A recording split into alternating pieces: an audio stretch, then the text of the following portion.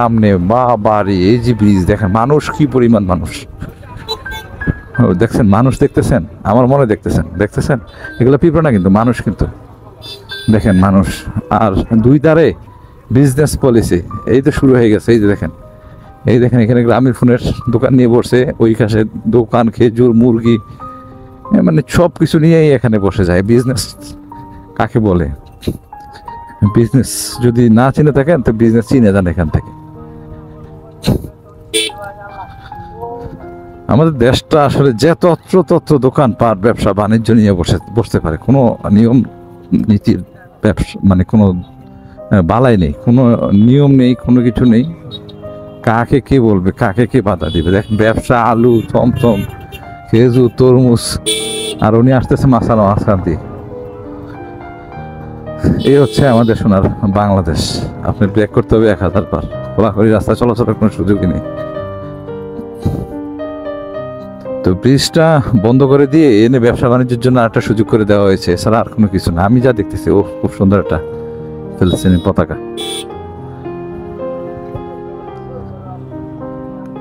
এই যে ভিডিও করতেছে আরেকজন, দেখেন পুরা মানে ব্যবসা, এখানে পুরা দোকান খুলে দিছে। যে যা পারছে, যে দোকান পারছে সেই দোকানে খুলে দিছে। এমন কোনো দোকান নেই যে এখানে নেই, পুরো মার্কেট বানাই দিলেই হয়তো ব্রিজটাকে। এটা ব্রিজ না, এটা মার্কেট। আমরা নাম দিতেছি কিং মার্কেট। কিং মার্কেটে কে গেছে দেখেন, হেলমেট নেই, লুকিং গ্লাস নেই, কোনো কিছু নেই, এমন এক অবস্থা। তো কিং মার্কেটে, এটার নাম কিং মার্কেট দিয়ে দিলাম আমি, কারণ এখানে শুধু দোকানদার আর দোকানদার পাওয়া যায়, এখানে তো আর কিছু নেই দোকানদার ছাড়া। তো সেই জন্য আমি কিং মার্কেটই নাম দিলাম। আর নাম না দিয়ে উপায় কি? নাম না দিয়ে উপায় কি বলেন? এই জায়গার যে অবস্থা, নাম না দিয়ে উপায় নেই। আর এই শহরের কথা বললে তো আর লাভই নেই। এখানে আপনি যেইখানে সেইখানে দোকান দেখতে পাবেন। তো তত্ত্বাবধায়ক আসার পর কিন্তু কিছুটা এখানে লাগু হয়ে যায়, কিছুটা কম্প্রোমাইজ করা হয়েছে।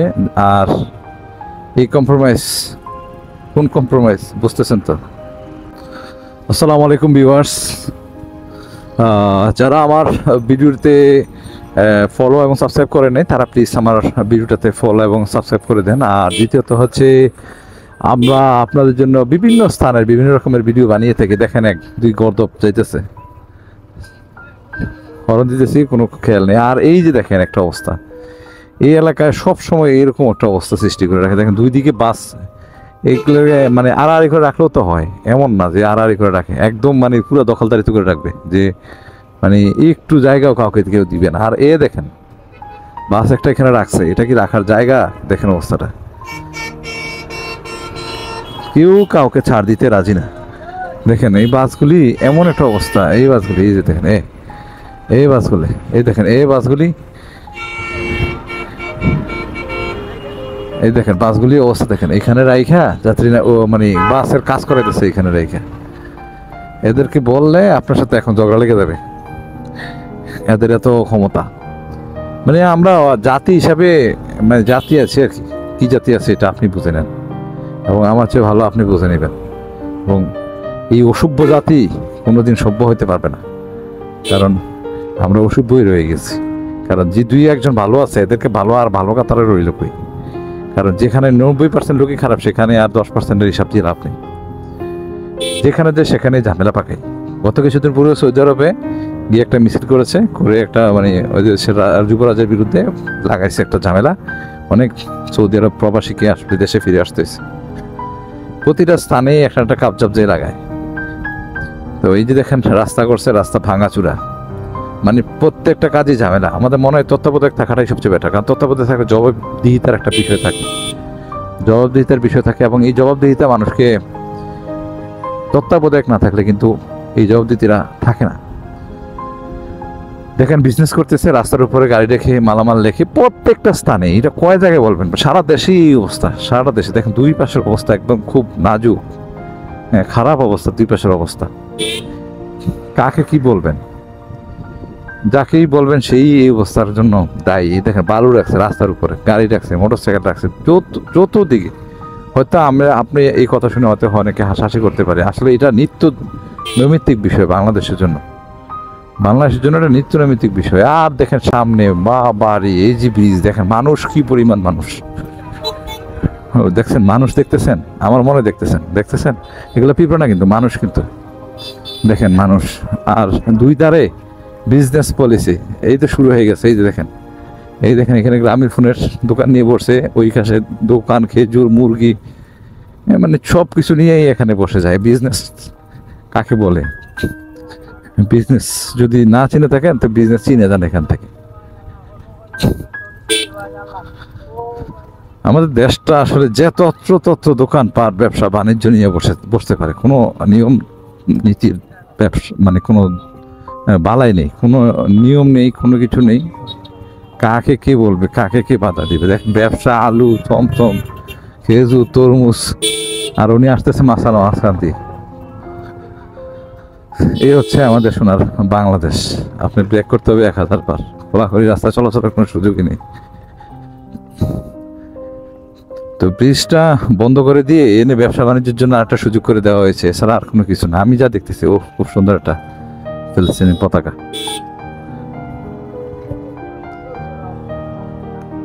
এই যে ভিডিও করতেছে আরেকজন, দেখেন পুরা মানে ব্যবসা, এখানে পুরা দোকান খুলে দিছে। যে যা পারছে, যে দোকান পারছে সেই দোকানে খুলে দিছে। এমন কোনো দোকান নেই যে এখানে নেই, পুরো মার্কেট বানাই দিলেই হয়তো ব্রিজটাকে। এটা ব্রিজ না, এটা মার্কেট। আমরা নাম দিতেছি কিং মার্কেট। কিং মার্কেটে কে গেছে দেখেন, হেলমেট নেই, লুকিং গ্লাস নেই, কোনো কিছু নেই, এমন এক অবস্থা। তো কিং মার্কেটে, এটার নাম কিং মার্কেট দিয়ে দিলাম আমি, কারণ এখানে শুধু দোকানদার আর দোকানদার পাওয়া যায়, এখানে তো আর কিছু নেই দোকানদার ছাড়া। তো সেই জন্য আমি কিং মার্কেটই নাম দিলাম। আর নাম না দিয়ে উপায় কি? নাম না দিয়ে উপায় কি বলেন? এই জায়গার যে অবস্থা, নাম না দিয়ে উপায় নেই। আর এই শহরের কথা বললে তো আর লাভই নেই। এখানে আপনি যেইখানে সেইখানে দোকান দেখতে পাবেন। তবে তত্ত্বাবধায়ক আসার পর কিন্তু কিছুটা এখানে লাঘব হয়ে যায়, কিছুটা কম্প্রোমাইজ করা হয়েছে। আর এই কম্প্রোমাইজ, কোন কম্প্রোমাইজ বুঝতেছেন তো?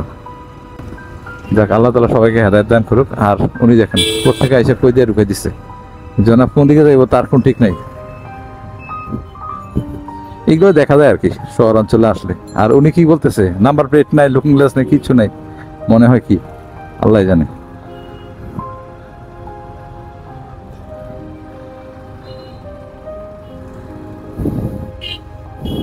চাচা আবার ঢুকা দিচ্ছে মাঝখান দিয়ে, দেখেন।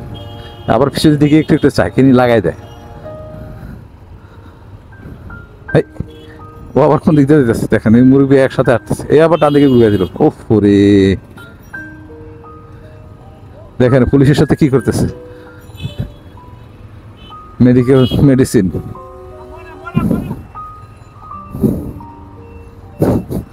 রাস্তায় বেরিয়ে কত রকমের কাহিনী যে দেখা যায়। দেখছেন এদিকে আবার যানজট লাগাই দিচ্ছে, অথচ সামনে কিন্তু খোলা।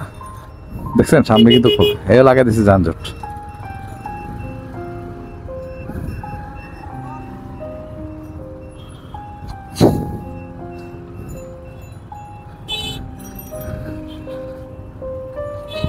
আরে কি বলবেন বলেন, এই দেশটাই এইরকম অবস্থা।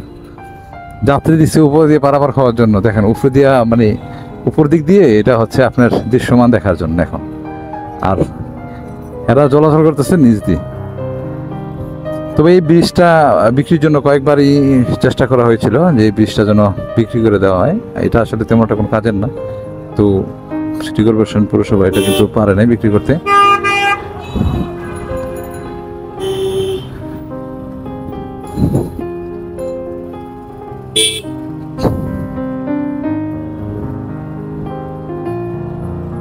তো শহরটাতে ঘুরতে ভালোই লাগে, খারাপ লাগে না।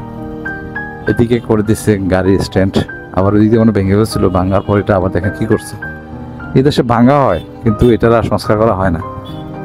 মানে একবার রাস্তা করার পর বিদ্যুতের লোক এসে ভাঙবে, একবার গ্যাসের লোক এসে ভাঙবে, একবার পানির লোক এসে ভাঙবে, ভাঙার আর শেষ নেই। এক একজনের ভাঙা এক এক রকমের হয়ে থাকে। দেখেন আরেকজনের রাস্তা দিয়ে দেখেন মাঝখানে মোবাইলে কথা বলতেছে আর হাঁটতেছে।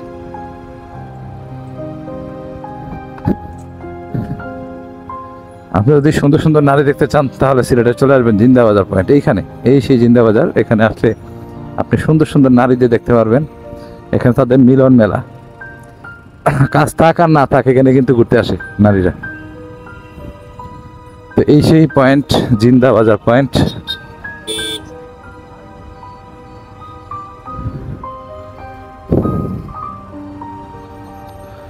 সিলেটের মার্কেটের প্রাণকেন্দ্র এটা।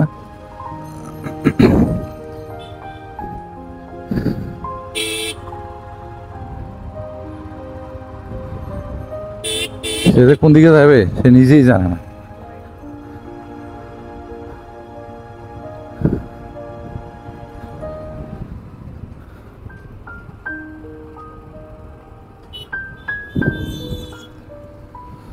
তো আশপাশে আসসালামু আলাইকুম, ইহালার খবর। এখানে আসলে 360 অলিয়া উলিয়ার বিভিন্ন জায়গায় বিভিন্ন জনকে পাবেন আপনি রাস্তায়।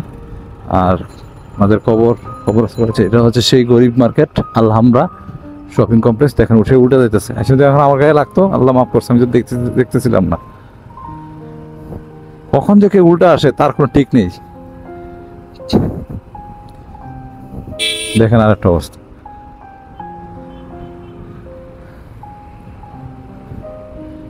এখন সে কোন দিকে যাবে? সে বাম দিকে যাবে, তার রাস্তা দিতে হবে। সরকারি মহিলা কলেজ সিলেট, এটা সিলেট মহিলা কলেজের বাস। সম্ভবত মানে নতুন দিয়েছে, বাসের ছায়ে কালারে বোঝা যাচ্ছে।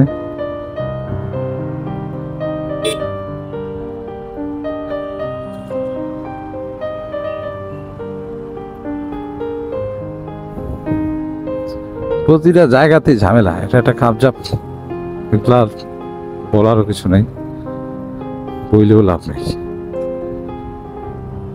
রাস্তার উপরে এই যে মাইক্রো স্ট্যান্ড, যদি জরিমানা করতে আসে উঠাতে দৌড়, কিন্তু কিছু করারও নেই। কি বলবেন? কিছু বলার নেই, স্ট্যান্ড নেই, যথাযথ ব্যবস্থা নেই।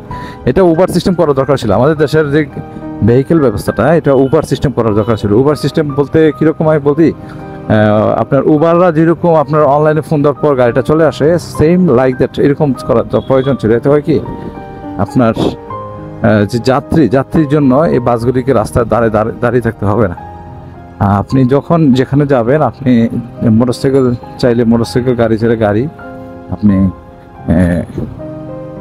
ভাড়া করতে পারবেন। আপনি চলে গেলেন যে গন্তব্যস্থল, সেখানে যেখানে আপনার যাওয়ার প্রয়োজন সেখানে চলে গেলেন, কোনো সমস্যা নেই। কিন্তু এই যে এইভাবে দাঁড় করিয়ে রাখে, কোনো নিয়ম নীতি তোয়াক্কার বালাই না করে, এটা কিন্তু আমার দেখতে একদম দৃষ্টিকটু লাগে। আসসালামু আলাইকুম, ভালো খবর। এখানে আরেকটা খবর,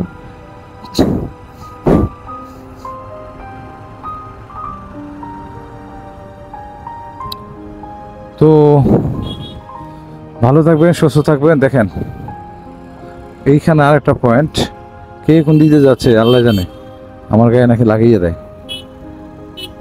আর সবচেয়ে বেশি দাম হচ্ছে এখানে জিনিসপত্রের। দেখেন এখানে আবার একটা বিজনেস পলিসি শুরু করে দিছে। যাক, আল্লাহ তাআলা ওনাদেরকে হেদায়েত দান করুক, ব্যবসা আরো বড় করুক। তো ভালো থাকবেন, সুস্থ থাকবেন। আপনাদের সকলের মঙ্গল কামনা করতেছি, যেন আপনাদের শরীর স্বাস্থ্য ভালো থাকে, মঙ্গল হয়। আসসালামু আলাইকুম ওয়া রাহমাতুল্লাহি ওয়া বারাকাতুহু।